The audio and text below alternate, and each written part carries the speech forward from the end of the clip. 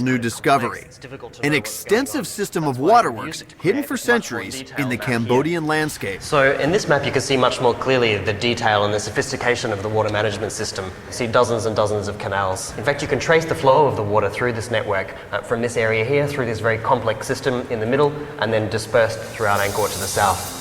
This is great because down on the ground you'd have no idea that any of this exists. Yeah, look, even archaeologists have trouble making sense of this landscape from the ground. What you really need to do is get up in the air and have a look at things from an aerial perspective. Sounds like a great time for a little airborne reconnaissance.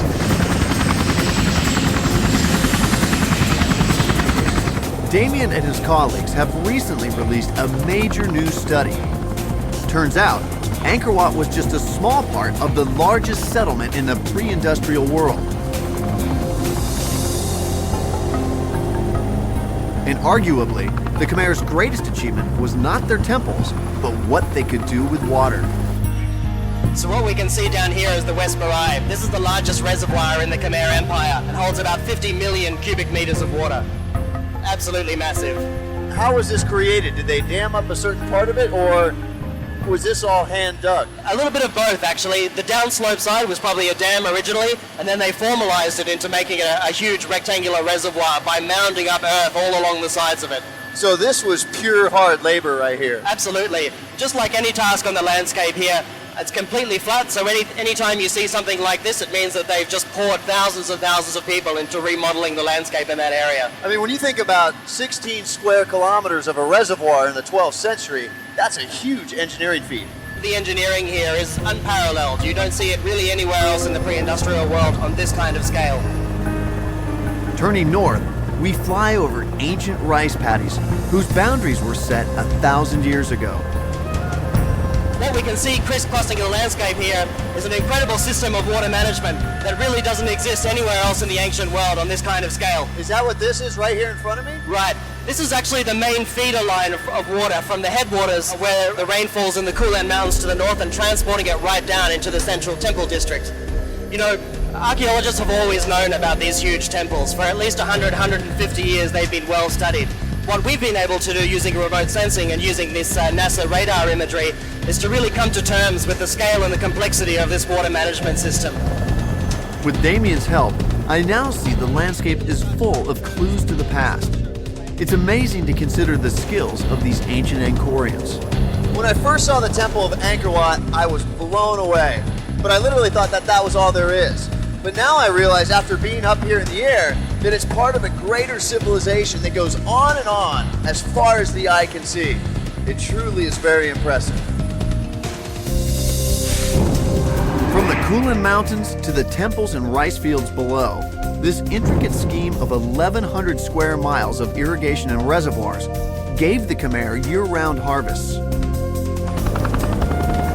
It made it possible to feed a population of up to 1 million people and brought its rulers vast wealth. From this perspective, we can clearly see how they mastered their environment and even catch a glimpse of a temple still shrouded in jungle foliage.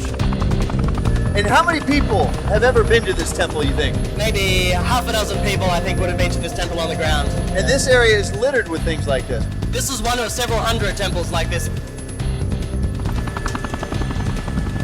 So right now we're heading up to the north of Angkor towards the Kulan Mountains, which is the source of the water for the Siem Reap River, which feeds the central temple zone. What you're going to see up here is pretty impressive. Our pilot goes in for a close-up before landing us on top of the mountain.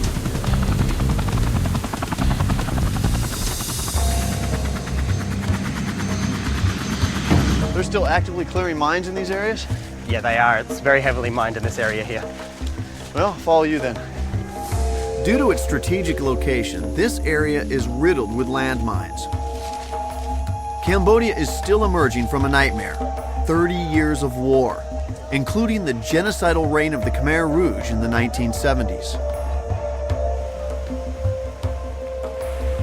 But a fragile peace is now renewing the hope of the people here and allowing them to once again enjoy their birthright. Damien takes me to a sacred part of the river. Wow, look at this. Looks like they've actually carved out the stone of the riverbed here. That's right, yeah. In fact, all of this area here is carved out underneath the water. What are these symbols? Well, the central object there is called a lingam. It's a phallic symbol, a symbol of male fertile power. The enclosure around that is called a yoni, which is a representation of female fertile power. Is this meant to give some sort of symbolic power to the water here? That's right. As the water flows over the top, it's imbued with this kind of ritual fertility. Then it flows down from the Kulen out into the rice fields at Angkor down below and sort of delivers that fertile power to the rice fields. Damien tells me that these symbols would have been carved during the dry season, when the riverbed is exposed. There are hundreds of these carvings engraved here. So, in a sense, they're blessing the source of the water that feeds their empire. That's exactly right. If I were to climb in and touch the stone or drink from the water, would that give me strength and fertility? Look, I don't know about that, but I'm pretty sure it would make you very sick, so you'd need all the help that you could get, I reckon. Now that I understand the spiritual importance of the water here, I want to get another look at that spectacular waterfall. These are just the smaller ones up here. It goes down, and like the bigger ones are down there. These are the headwaters of the Siem Reap River. It's called the Ganges of Cambodia, and now I know why. Like the holy river in India, people come here to be renewed in both body and soul. It's not hard to believe it's a little bit of heaven.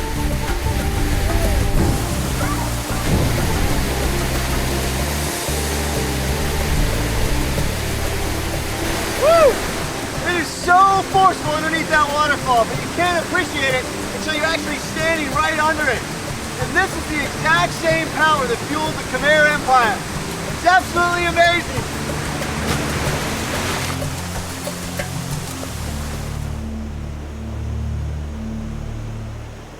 Damien and I leave the mountain as we arrive by helicopter. Driving back into town, he explains how water and rice were the keys to the Khmer success. Would they have used the canals for agriculture? Traditionally, people have denied that that's the case, but increasingly what our mapping work and what our excavations are showing is that these canals were very tightly integrated into the rice agriculture system here at Angkor. Well, you would have needed a big army to build an empire that was that huge, and rice would be a cheap way to feed them. That's absolutely right. You know, if you manage water very effectively, you can also create huge surpluses and convert that directly into empire building.